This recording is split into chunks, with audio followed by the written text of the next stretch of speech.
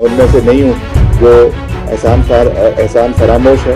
केंद्र से भी हमको पैसा आया है और उसके लिए मैं केंद्र सरकार का धन्यवाद करता हूँ। नड्डा साहब बहुत वरिष्ठ नेता हैं, हम उनका बहुत मान सम्मान करते हैं। ऐसा मीडिया के माध्यम से सुना है कि इस तरीके का जश्न मनाया। सबसे प्राइम प्रॉपर्टी है उसको बंद करने का निर्णय लिया है, तो इसको निश्चित तौर से हम जो है वो रिव्यू करेंगे और निश्चित तौर से कैसे इसको आगे लड़ना है वो लड़ेंगे।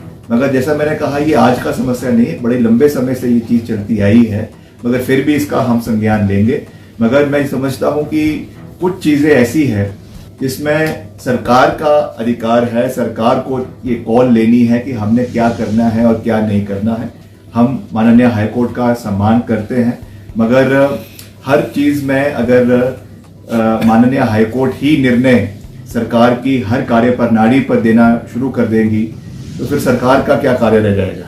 तो कुछ चीजें मैं समझता हूं कि सरकार के अधिकार क्षेत्र में रहनी चाहिए और कुछ चीजें निश्चित तौर से जुडिशियल एक्टिविज्म है, जो है जुडिशरी हमारे देश का तीसरा स्तंभ है और जो भी वो कहेंगे निश्चित तौर से वो देश का और प्रदेश के हित में है। मगर हमें इस चीज को भी देखने की आवश्यकता है कि जो प्रेरोगेटिव सरकार का है वो सरकार ही उस चीज को करे, तो वो मैं समझता हूँ कि बेहतर है। तो जो भाजपा के प्रदेश अध्यक्ष हैं वो कह रहे हैं कि जो हिमाचल को है कंगाली के कगार पे जो है लाके रख दिया है सरकार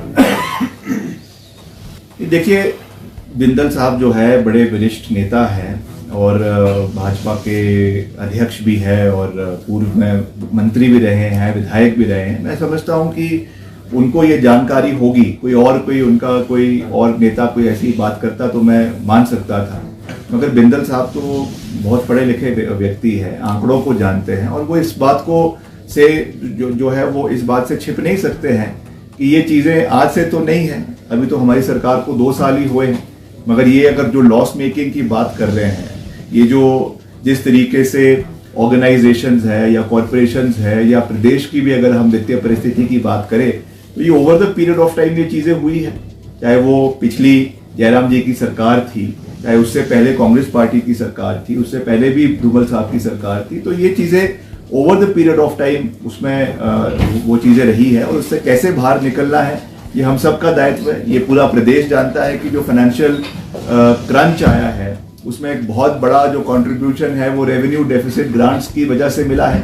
हिमाचल को पिछले जो हमारा फाइनेंस कमीशन था उसके माध्यम से 12,000 से 15,000 करोड़ रुपए का जो है वो रेवेन्यू डेफिसिट ग्रांट मिलती थी।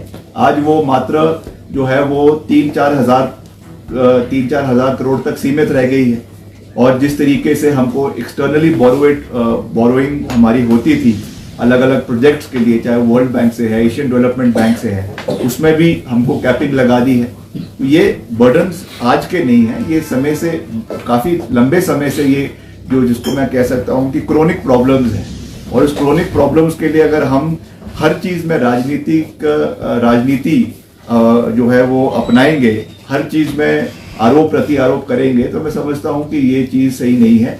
बिंदल साहब एक रिस्पॉन्सिबल पोजीशन पर है, उनको ठीक है निंदा करे सरकार की, उसमें कोई गलत बात नहीं है, मगर जहां तक इस पूरे प्रदेश के फाइनेंशियल जो है स्टेटस की बात है उसमें सबकी भागीदारी है, सबकी रिस्पॉन्सिबिलिटी है एंड आई एम श्योर कि भाजपा उस रिस्पॉन्सिबिलिटी से भाग नहीं सकती है।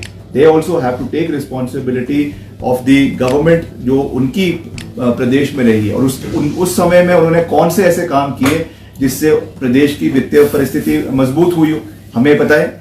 मैं उनको चैलेंज करता हूं, मैं उनको काउंटर चैलेंज करता हूं कि आप हमें बताइए कि जयराम जी की सरकार 5 साल प्रदेश के अंदर रही, उन्होंने कौन से ऐसे कदम लिए जिससे प्रदेश की वित्तीय परिस्थिति को मजबूत करने के लिए उन्होंने प्रदेश में लिए। मुख्यमंत्री सुखविंदर सिंह सुक्खू ने प्रदेश में जो है वो मजबूत कदम लिए, चाहे वो प्रदेश के अंदर आपके वाटर रिसोर्स के ऊपर टैक्स करने की बात हो, उसके लिए उन्होंने बाकायदा कानून जो है विधानसभा के अंदर पारित किया।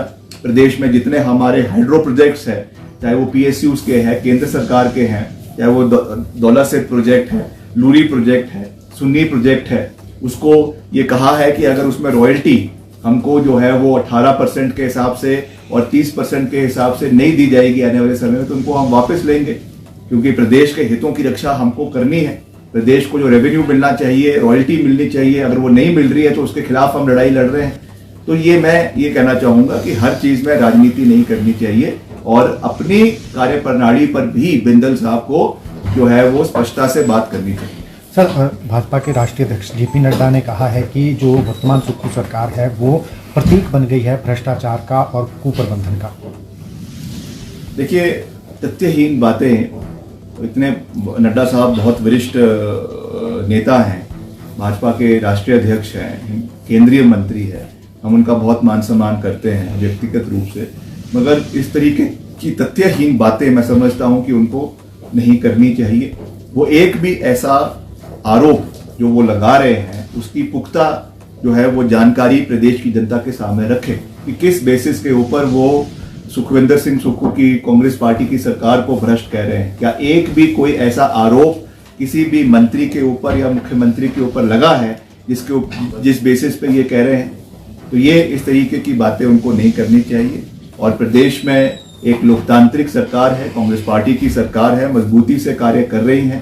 मैं अपने विभाग की ही बात कह सकता हूं, हम लगातार प्रदेश में आगे बढ़ने का पूरा प्रयास कर रहे हैं। प्रदेश में केंद्र का भी सहयोग ले रहे हैं, इसमें कोई दो राय नहीं है। मैं उनमें से नहीं हूं जो एहसान फरामोश है।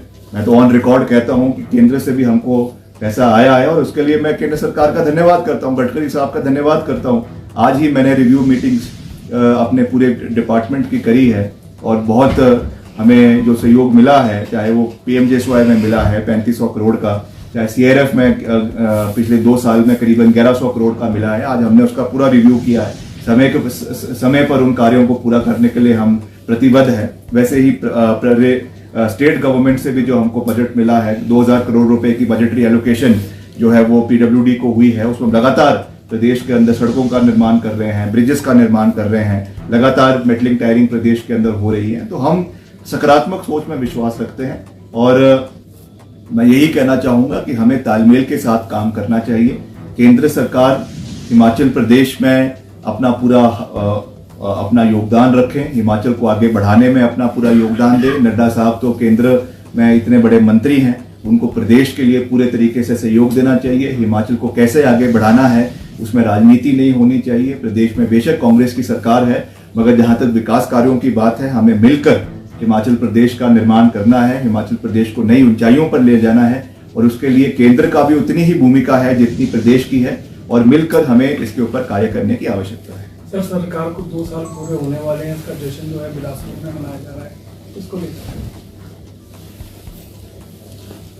नहीं, अभी मुझे तो इसके बारे में कोई जानकारी नहीं है, तो जब इसकी जानकारी मिलेगी तब अभी तक ऐसा मीडिया के माध्यम से सुना है कि इस तरीके का जश्न मनाया जा रहा है। तो जब इसकी औपचारिक जानकारी हमें मिलेगी उसके बाद निश्चित तौर से उसकी हर सहयोग उसमें किया जाएगा, उसमें भागीदारी सुनिश्चित की जाएगी और जो हमारी उपलब्धियां हैं उसको जनता के बीच में रखा जाएगा।